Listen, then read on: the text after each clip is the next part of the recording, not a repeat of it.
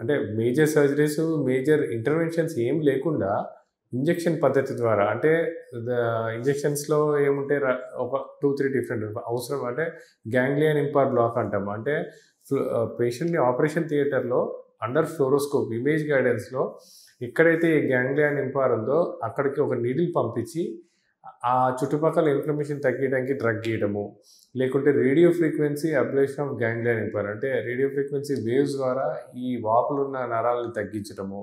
So, అట్లా injection పద్ధతి ద్వారా ఈ చుట్టుపక్కల ఇన్ఫ్లమేషన్ తగ్గించడము, దాని తర్వాత ఈ చుట్టుపక్కల కమిలిపోయిన మజిల్స్, ఈ చుట్టుపక్కల లిగమెంట్స్ స్ట్రెంథెనింగ్‌కి ఫోకస్డ్‌గా ఎక్సర్సైజ్ చేయడము. తర్వాత ఇంకోటి వెయిట్ మేనేజ్‌మెంట్.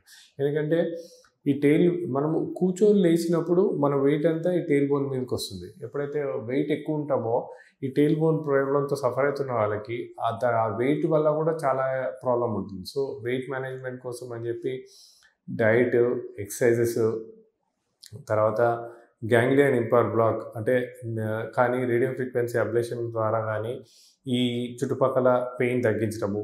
తర్వాత టెంపరరీగా కొన్ని రోజులు ఒక డోనట్ పిల్లో ఇస్తామండి. అంటే మనం కూర్చున్నప్పుడు ఈ టెయిల్ బోన్ మన కూర్చున్న సర్ఫేస్‌కి తగలకుండా ఒక రింగ్ షేప్ పిల్లో ఉంటుంది. సో, ఈ డోనట్ పిల్లోని కొన్ని రోజులు వాడమంటారు.